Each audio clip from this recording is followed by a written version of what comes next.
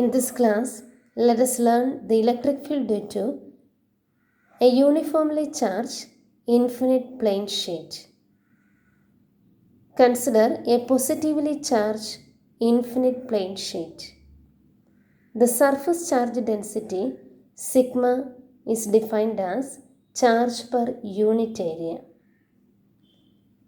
To find the electric field at P, consider a Gaussian surface, a cylindrical Gaussian surface, so that the point P lies on the end face of the cylinder.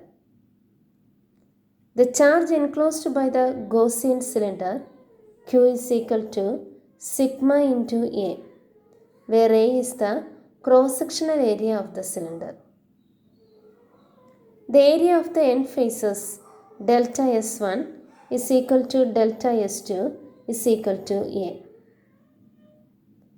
According to Gauss's theorem, the total flux through a closed surface is 1 by epsilon 0 times the charge enclosed by the surface. Let us find the total flux through the cylindrical surface. Phi is equal to phi1 plus phi2 plus phi3.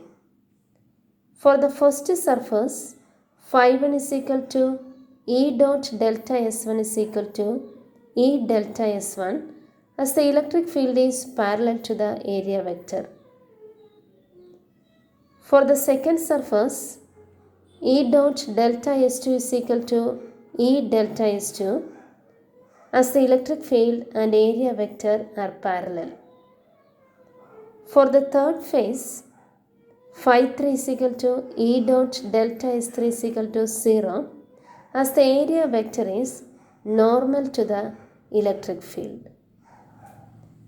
So total flux phi is equal to E into delta S1 plus E delta S2.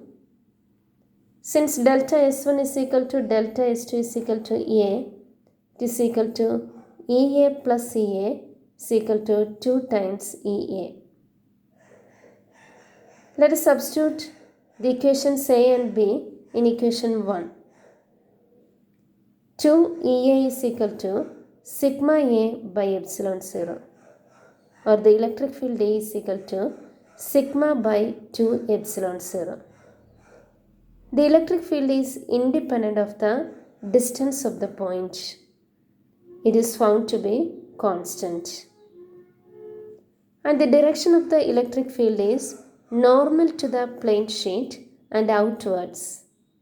If the sheet is negatively charged, the electric field is normal to the plane and inwards.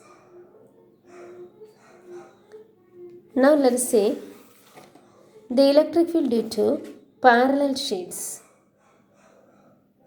Consider uniformly charged parallel sheets 1 and 2. Both are positively charged. Consider a point A. The electric field due to a positively charged sheet is normal to the plane and outwards. So E1 and E2 are acting in the same direction. So the total electric field at A, EA, is equal to E1 plus E2. Field due to a single sheet is sigma by 2 epsilon 0. So the total electric field is sigma by epsilon 0. Consider a point B in between the sheets. E1 is directed towards right and E2 is directed towards left. So the resultant field at B is E1 minus E2. Since both are of equal charge density sigma, EB is equal to 0. Consider the point C. In this case, E1 and E2 acts in the same direction, towards right.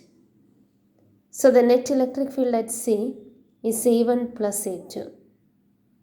This is equal to sigma by epsilon 0. If the sheets are oppositely charged, First one is positively charged and the second one is negatively charged. At the point A, E1 and E2 are opposite in direction and the net field at A is 0. At the point C also, both are directed in opposite directions, so electric field at C is also 0. But in between the sheets, at the point B, E1 is directed away from the first sheet and E2 is directed towards the second sheet, so E1 and E2 acts in the same direction. So electric field at B is E1 plus E2. That is equal to sigma by epsilon 0. In this case also, the electric field is constant. So this arrangement is used to form a uniform electric field. Thank you.